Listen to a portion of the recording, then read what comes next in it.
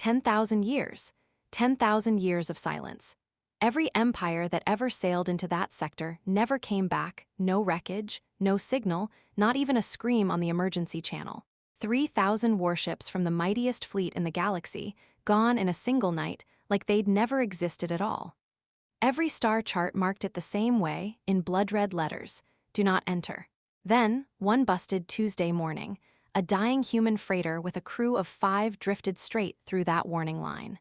Nobody knew it yet, but the graveyard was about to meet something it had never judged before, and something it had been waiting 10,000 years to find. The rusty Horizon wasn't built for glory. She was a cargo hauler, 30 years old, held together with duct tape, stubbornness, and Captain Dale Harrow's refusal to let anything die on his watch. When her port engine coughed black smoke and the navigation system screamed a course correction, Dale didn't have the luxury of picking somewhere nicer to break down. The ship drifted, powerless, straight into a sector every trader in known space avoided like the plague. A stretch of dead silence littered with the skeletons of fallen fleets. "Well, ain't that just our luck?" muttered Reyes, the ship's engineer, wiping grease off her hands as she stared out the viewport. Massive alien hulls floated in the black like tombstones, some the size of small moons, split wide open, frozen mid-collapse for centuries. No fire, no drifting debris, just stillness like something had reached out and switched every one of those fleets off at once, all at the same moment. "This is the graveyard," said Kip, the youngest of the crew, voice tight. It was his first run past the outer rim, and he was already regretting signing on. The place the traders back at the outpost wouldn't even talk about. They said nothing that goes in ever comes back out. Dale wasn't in the mood for ghost stories. He'd flown through asteroid storms, pirate blockades, and one unforgettable customs shakedown on Titan Station. A spooky nickname wasn't about to rattle him now, not after everything he'd already buried behind him to keep this ship flying. "Superstition doesn't fix engines," he said, snapping his tool belt tight. "Reyes, get eyes on that starboard coil. Kip, kill the emergency beacon. Last thing we need is company." But as the rusty Horizon drifted deeper, the sensors picked up something none of them could explain. Every dead warship around them carried the exact same kind of damage, not blaster fire, not missile strikes, but something that had torn through hulls from the inside, like the ships had turned against the very crews flying them. Reyes froze at her console. "Dale, these power readings. They're not dead, they're dormant." The lights on the bridge flickered once, twice, then dimmed to a slow red pulse, a rhythm that matched, impossibly, something ancient stirring awake deep within the graveyard for the first time in 10,000 years. Nobody slept that first night. Not really. You don't sleep easy floating in a sea of shattered battleships that once belonged to fleets powerful enough to level entire star systems. Dale sat in the cockpit nursing cold coffee, running diagnostics for the 5th time, while Reyes patched the coil with spare parts and a stream of language colorful enough to peel paint. "I swear," Reyes grumbled, "if this coil blows one more fuse, I'm hitching a ride home on a space rock. My kid's got a birthday next month. I did not sign up to become part of the scenery." Kip couldn't stop staring at the viewport. The wreckage outside wasn't scattered at random. It was arranged in slow, deliberate rings, like something had laid these fallen fleets out on purpose. He pulled up the ship's archive, cross-referencing hull markings with old trade records. What came back made his stomach drop. "Dale, you need to see this." The largest wreck belonged to a fleet that vanished from galactic history almost 8,000 years ago, not defeated in battle, not wiped out by plague, just gone. The same weak records showed it entering this exact sector. "Whatever they were looking for," Kip said quietly, "it found them first." Dale leaned over the console, jaw tight. He'd heard his share of tall tales hauling freight across the black, but this wasn't a campfire story. It was cold sensor data staring him in the face. "Copy everything, back it up twice. If we're the first ones to lay eyes on this, we're not walking away with nothing." That's when the proximity alarm blared. Something was moving between the wreckage. Not drifting, moving, fast and deliberate, weaving through broken hulls like it knew every inch of this graveyard by heart. Reyes killed the lights on instinct. The crew held their breath in the dark, watching a shape glide past the viewport, sleek, ancient, and very much alive. "That," Kip whispered, hand tightening on the edge of his seat, "is not one of ours."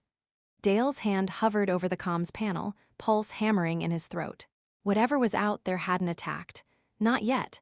And in a graveyard built from the bones of fleets who never got a second chance, not yet felt like the only mercy they were going to get. The shape outside didn't strike. It circled the rusty horizon 3 slow times, scanning them the way a predator sizes up something unfamiliar wandering into its territory. Then every screen on the bridge lit up at once, sharp lines of light scrolling faster than the translator could keep pace.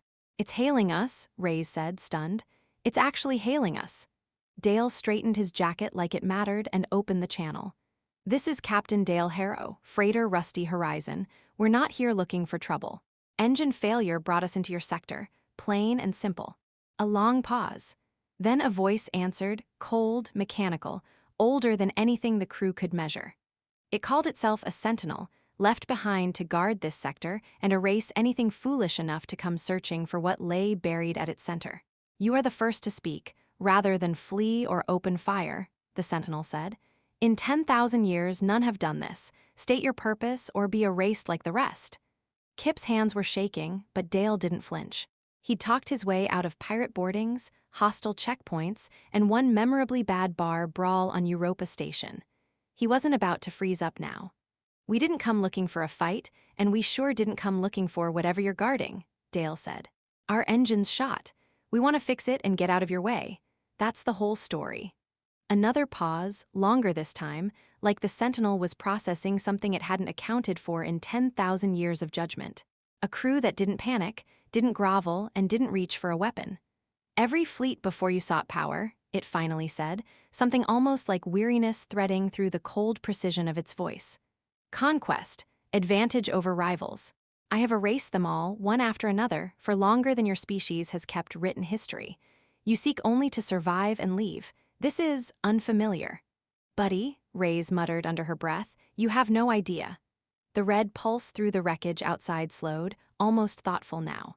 For the first time in 10,000 years, the graveyard wasn't preparing to bury another fleet. It was listening, and that single shift was about to change everything the galaxy believed about the sector no one dared enter. The Sentinel granted them something no fleet before had ever received, a chance to speak uninterrupted. Dale laid it out plain. No exaggeration, no bravado, just 5 people trying to survive a dying freighter in the middle of nowhere. But the Sentinel wasn't finished testing them. "There is a chamber at the center of this graveyard," it said. "Every fleet before yours sought to breach it by force. None survived the attempt. I do not expect you would fare differently, unless you turn back now, while the corridor remains open." Dale exchanged a look with Reyes. Neither of them liked the sound of the attempt. Every rational bone in his body told him to patch the engine, hit reverse thrusters, and never look back. Kip was already pulling up exit vectors, voice tight. "Dale, we got what we need. The data, the rec readings, that's a payday on its own. We don't need to push our luck." He wasn't wrong. Dale had walked away from plenty in his life. Jobs, deals, people he probably should have fought harder for. He'd built a whole career out of knowing when to cut losses and run. But something in the way the Sentinel spoke, careful, almost testing rather than threatening, almost hopeful in a way a machine had no right to sound, made him pause. "If we turn around right now," Dale said slowly, "does that door ever open again?" Silence stretched across the wreckage of 100 fallen fleets. "No," the Sentinel admitted. "It does not." Dale looked at his crew, scared, exhausted, watching him with the kind of trust built over years side by side in the black. This wasn't about greed anymore, and it wasn't about proving anything to a machine 10,000 years old. It was about a simple, stubborn refusal to walk away from something half-finished, the way he'd promised himself years ago he never would again. "Then, I guess we're not turning around." The Sentinel's tone shifted, almost curious. "Understand, what waits ahead does not test strength or weaponry, it tests something else entirely, something every fleet before you failed to carry." "And what's that?" Dale asked. The Sentinel didn't answer. The corridor simply opened, wreckage parting like a curtain being pulled back on a stage that had been dark for 10,000 years, and the rusty horizon eased forward into the unknown, engines groaning, crew silent, the weight of the moment settling over all of them at once. The corridor twisted deep into the heart of the graveyard, past wrecks so massive they blotted out the stars entirely. At the center sat a structure unlike anything the crew had ever recorded, dark, ancient, pulsing with a slow mechanical rhythm that beat in time with the Sentinel itself. "Whatever's in there," Reyes said, voice low, "it's been waiting a long time." Before anyone could say more, the proximity sensors screamed. Two unmarked ships had slipped into the graveyard behind them, heavily armed, moving with the cold precision of hunters who'd been tracking the rusty horizon since long before her engine ever failed. Scavengers, the kind that circled the edges of known space looking for exactly this, an unguarded prize and witnesses who wouldn't live to talk about it. "Captain, we've got company, and it ain't friendly," Reyes shouted, already diving for the engine room. Plasma fire lit the wreckage field. The first hit clipped the rusty horizon's hull dead on, and the ship lurched violently sideways, throwing Kip out of his chair. A support strut snapped loose above the engineering deck and came down hard, pinning Reyes' leg beneath twisted metal, the compartment flooding with hissing coolant vapor. "Reyes," Dale's voice cracked over the comm, real fear breaking through for the first time since they'd entered the sector. "I'm pinned, I'm okay, just get us power." She gasped, hands already working, trying to free herself one-handed while sparks rained down around her. Kip scrambled to the gun station, blood trickling from a cut above his eye, hands shaking so hard he could barely aim. Another blast rocked the ship. The lights died, flickered, held on by a thread. Dale wrestled the controls, throwing the rusty horizon into a desperate roll between two derelict hulls, buying seconds they didn't have. "Sentinel," Dale shouted, voice raw. "You wanted to see what we're made of, well, here it is.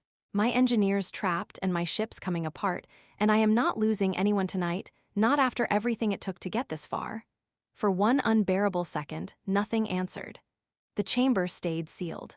The wrecked fleets stayed dark and silent, exactly as they had for 10,000 years. And Dale understood, with a cold drop in his gut, that the graveyard might simply watch them die the same way it had watched every fleet before them, waiting to see what they'd do with the time they had left. Then, all at once, the wrecked hulls around them shuddered to life. Dead defense turrets, silent for 10 millennia, swung toward the incoming raiders with mechanical precision honed over an eternity of judgment. The Sentinel hadn't just been watching. It had been the graveyard itself the entire time, and in the space of a single heartbeat it chose. "Kip, keep firing, cover Reyes," Dale barked, throwing the ship into another hard bank, flying like a man with absolutely nothing left to lose. He killed the artificial gravity to the engineering deck on a desperate hunch. And the strut pinning Reyes floated free just enough for her to wrench her leg loose with a scream that made Kip's blood run cold. I'm out, go, go." Reyes howled over the comm, dragging herself toward the emergency console, one leg useless beneath her, hands moving on pure instinct and 10 years of muscle memory to slam power back into the failing shields. What followed wasn't a clean fight. It was chaos, raw, desperate, human. Kip landed shot after shot with tears cutting clean lines through the grime on his face, screaming something that was half terror and half pure defiance. Dale flew the rusty horizon through gaps between wrecks that shouldn't have fit a ship half her size. The ancient turrets around them crushing one raider vessel between two reactivated hulls like they were nothing more than scrap. The second raider, cornered and desperate, turned everything it had toward the rusty horizon's exposed engine block, the one shot that could end it all in an instant. Reyes saw it first. Dale, hard turn now? He didn't have time to think. He just moved, wrenching the ship sideways on instinct alone, and the blast that should have gutted them tore instead through empty space, close enough to rattle every bolt on the hull. The Sentinel's turrets finished what the crew started a half-second later. The last raider spiraling off into the dark, engines dead, hunted out of a graveyard that had decided, for the first time in 10,000 years, exactly who it belonged to. Silence fell. The turrets powered down. On the battered bridge, 3 exhausted, bleeding, alive humans allowed themselves one long, disbelieving breath. "Well," Reyes wheezed, leg propped up, hands still shaking, "that's one hell of a story for the birthday party I almost missed." The Sentinel's voice returned, quieter now, carrying something none of them expected from a machine built purely to destroy. "You did not run. You did not abandon each other, even at the cost of yourselves." That is the test this graveyard has given every fleet for 10,000 years, and every fleet before you has failed it. But somewhere out among the stars, other species who had once dismissed humanity as small, fragile, and unremarkable started asking themselves a very different question, one that would keep them up at night for generations to come. If a graveyard built to judge and destroy the mightiest fleets in the galaxy looked at three bleeding, broke-down humans, watched them nearly die for each other, and chose, for the first time in 10,000 years, to fight beside them instead of against them, what exactly does it take to make humans run?